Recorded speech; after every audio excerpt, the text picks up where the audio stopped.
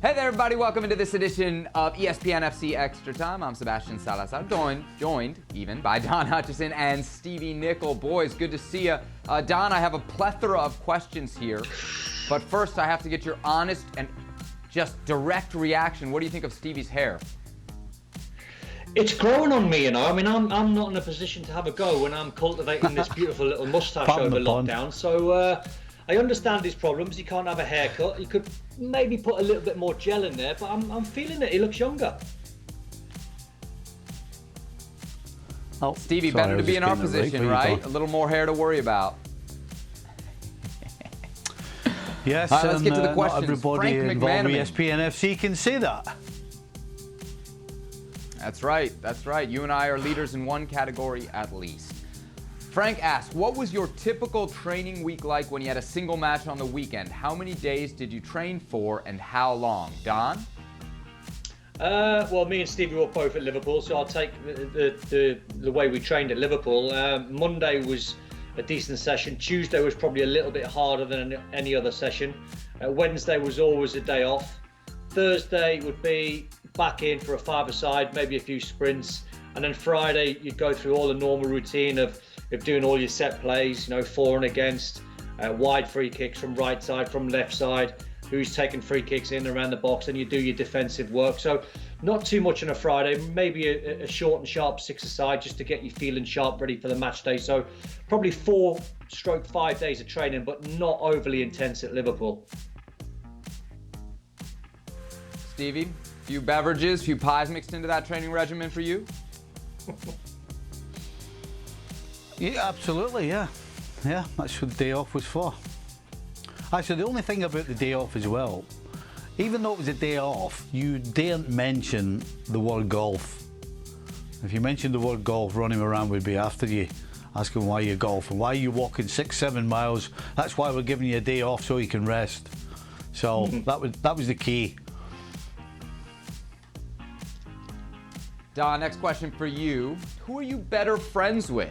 You always tell us about Frank Lampard, but we noticed you have an Alan Shearer jersey hanging in your background, so who's your BFF? Oh, that's a very, very good question, because I work with Alan Shearer a lot at the Premier League channel, so I see Alan probably once a fortnight. I wouldn't say we're great mates, but we're from the same area. But me and Frank were at West Ham together when he was a young pup coming through.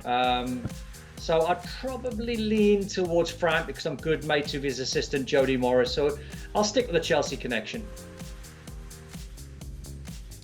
Very well. Next question comes from Stevie's throw-in coach. Stevie, a few days ago, I read the following headline on a German sports page. Liverpool legend disagrees with Ballack because of Van Dijk. The article was referring to your comments on our show a few days ago. You were defending Van Dijk, right? Effectively, Ballack saying he's got it easy nowadays. Yeah, well, he was throwing out, you know, he was throwing out names of players that physically would give him a battle.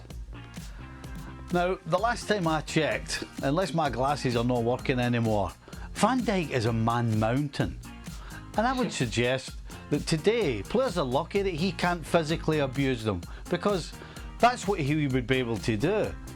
You know, today, yes, he has to use his pace and he has to use his brain, and he has more than enough of both. But if you think for a second that Van Dijk couldn't handle a physical battle with previous centre-backs, then I think you're kidding yourself.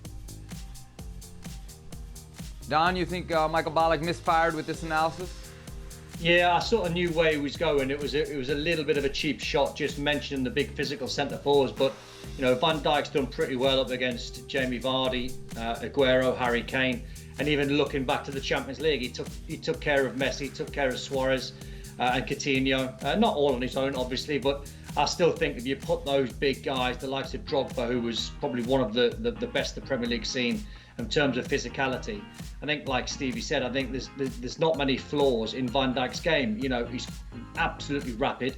He never needs to go into top gear because he's cruising all the time. He's fantastic in the air. He's physically very strong himself.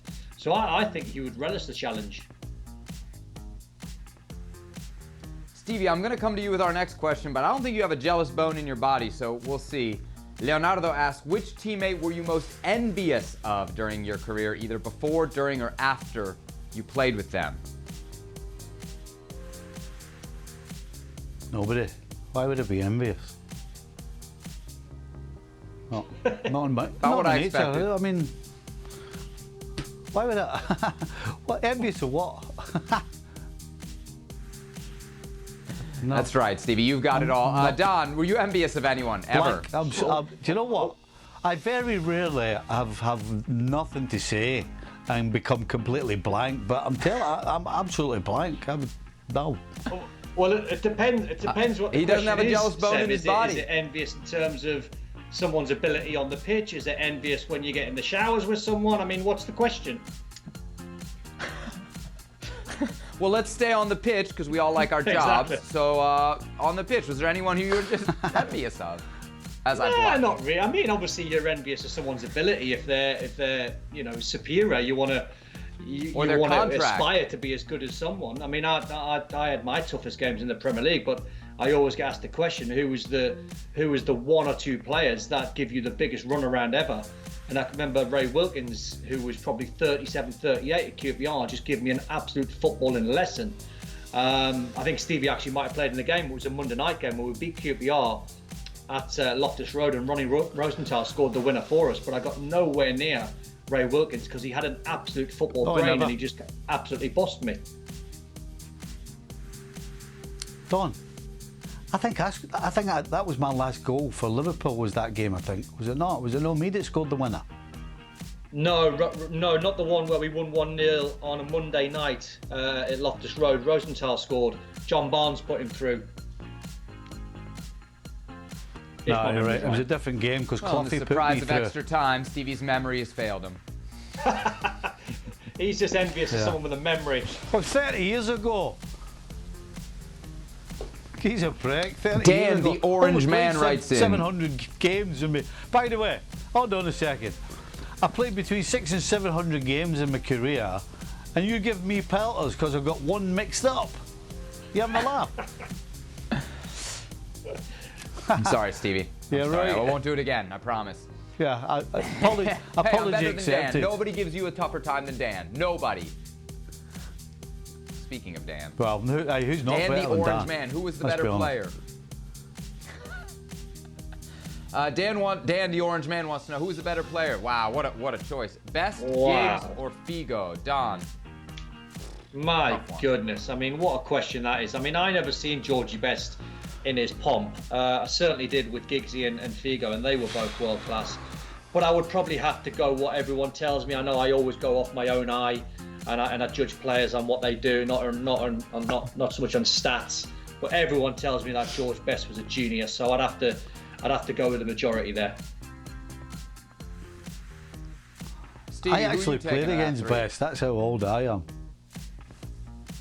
Did you though? Well, Or I have you just actually played played you that? against remember it? Best.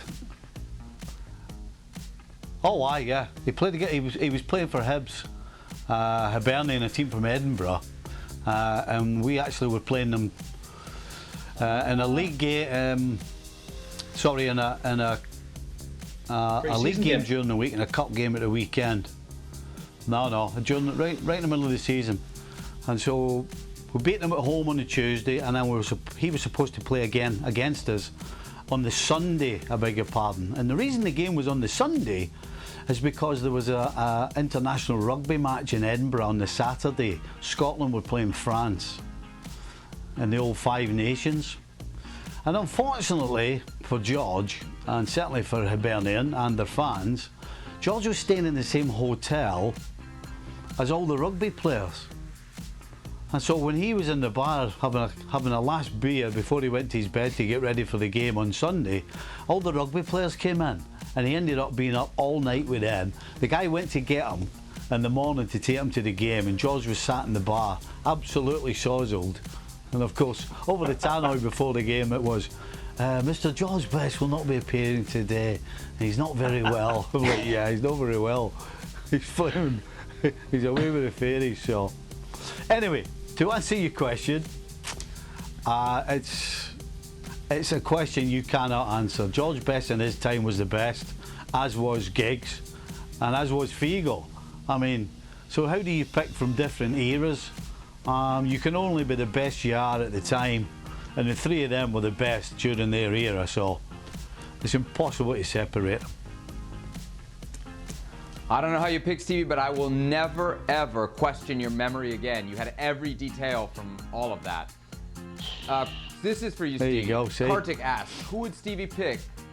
Sergio Ramos or Dejan Lovren? I actually think we've seen this question before for you. I think you're right. I think I actually did say Ramos, didn't I? Tough choice mean, or yeah. no? Yeah. No, you'd have to say Ramos Peter over asks Lovren, for yeah. Stevie. Listen. All right, let's move on. Even I'm going to go with Ramos. Peter asks. Fair enough, fair enough. Which goal-scoring left footer for Liverpool wearing 15 was the better player? Patrick Berger or Daniel Sturridge? What a specific question. Patrick Berger. Well, because Patrick Berger had longevity. He had ability. No question, Sturridge for a spell was incredible, but it was a spell. You know, it really wasn't a lot of time at the top, whereas Patrick Berger was at the top for probably, what, 8 to 10 years. So I would say overall, Patrick Berger. He didn't dance as well as Sturridge, though. Give him that. All right, final question. We've reached the final question here on Extra Time. I think it's for you, Stevie, because the question is asked this way. You still have Haaland in your team over Davies after the match yesterday. I think earlier in the week, right, you and a few other folks here on the show were asked between who? Havertz, Davies, and Haaland, and you took Haaland. You keeping it that way? The question was, who do you build a team around? I remember it very well. And I'll give you the same answer. You don't build your team around a left back. Unless the game's moved on. And I've not moved on with it as people come out with that nonsense. Listen, you don't build your team around a left back. As good as he is and as good as he's been and as good as he may become, you're building your team around a centre forward or a central midfielder. And so that's why I went with Haaland, and that's why I'm going to stick with Haaland. Don, you agree with Stevie? I'll give you those same three: Havertz, Haaland, and Alphonso Davies. Who are you taking? Yeah, I think Stevie's right. I mean, it's a toss of the coin which one you want to go for, but Havertz or Haaland would be the two I would build a team around. I mean, don't get me wrong, Alphonso Davies looks an unbelievable player, and let's hope he goes on to have a terrific career because he's got all the attributes. But if you are actually starting from scratch and you're building the team, you'll build it around your focal point, which is your number 9, or a real creative number 10, which Havertz then comes into the conversation. All right, boys, we did it. We got to the end of Extra Time. Stevie, Don, thank you very much. A reminder, do not miss tomorrow's show. I'll be back in the hot seat. Another edition of ESPN FC coming your way on Thursday. Well, thank you very much for watching ESPN on YouTube. For more sports highlights and analysis, be sure to download the ESPN app. And for live streaming, premium content, and let's not forget as well, ESPN FC 7 days a week. Subscribe to ESPN Plus.